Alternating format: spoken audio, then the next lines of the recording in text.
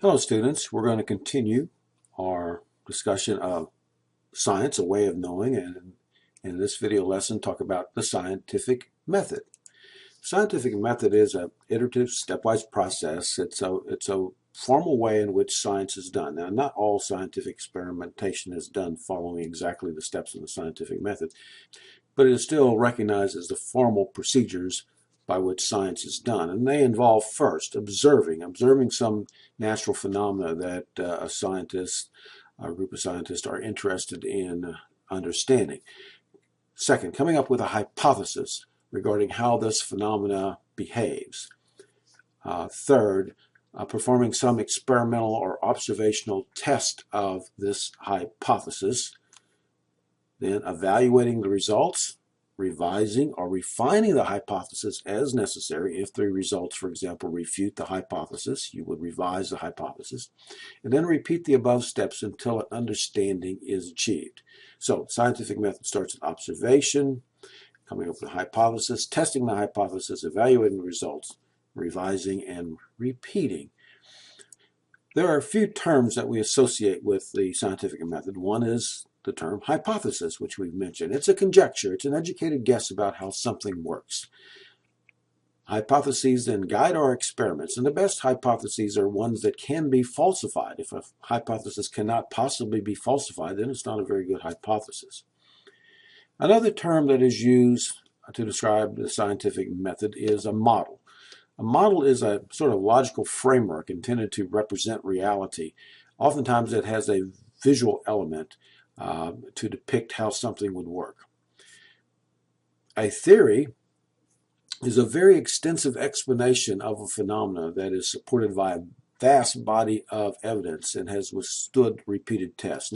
Notice that theory is the very highest of these terms. It is the grand explanation that may only be achieved after decades of experimental tests of hypotheses. Another term that is sometimes used is law.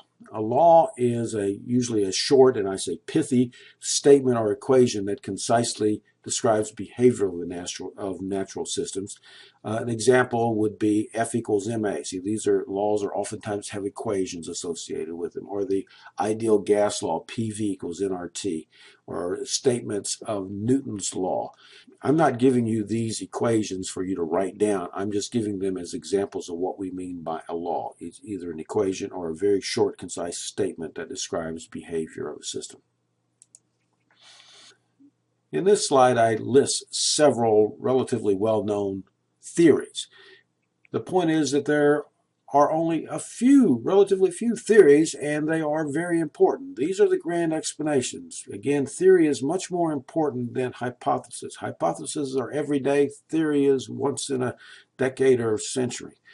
We have things like the theory of relativity, the quantum theory, Big Bang theory, theory of gravity, theory of electromagnetism, atomic theory, kinetic theory, molecular orbital theory. Again, I'm not expecting you to write any of these down or know them, only to point out that theories are relatively few and are extremely important in science.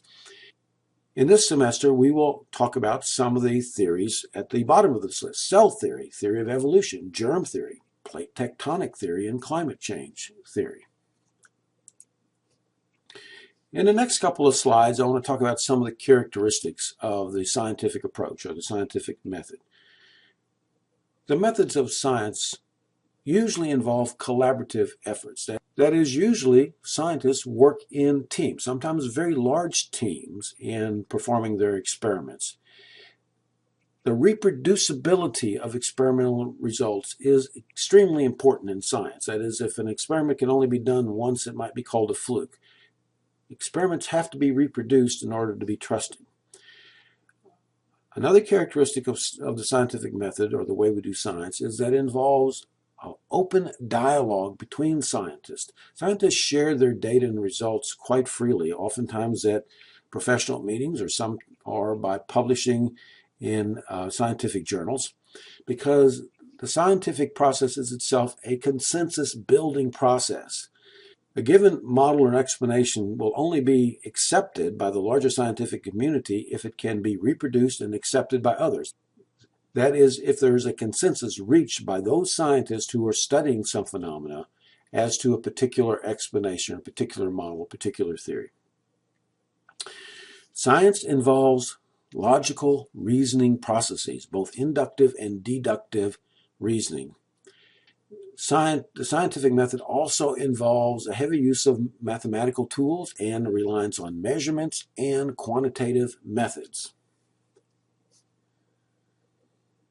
In addition, the scientific method is a very objective approach. That is, scientists usually are quite skeptical. They're skeptical of their own results. They're skeptical of the results of others.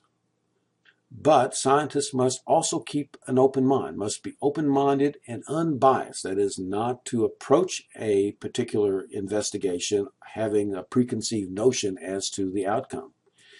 Scientists also are characterized by needing to be ethical both in the way they conduct their experiments and the way they report their results to others. The scientific method also involves the use of controls and variables, what we refer to as independent and dependent variables.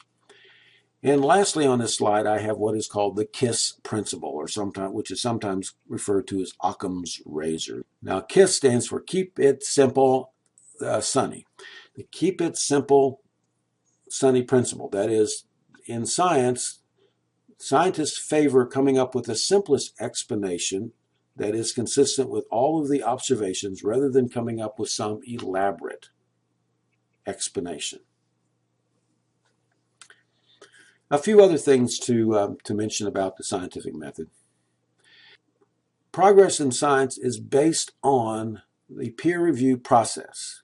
That is, when scientists attempt to publish their findings or request funding from the federal government or other agencies, there is a peer review process in which one scientist will review the writings, the proposal of another scientist.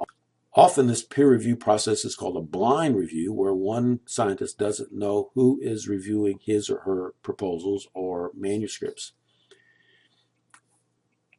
And the purpose of this is to maintain high standards in science.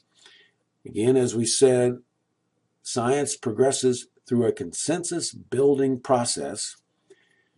And also people in a non-scientific world should realize that scientific models, laws, and theories are always being reviewed and challenged and tested over time, which can in some cases lead to revisions of theories. So if someone criticizes a theory by saying it has been modified, well, that is the very nature of the way science is done. Okay, we're going to pause.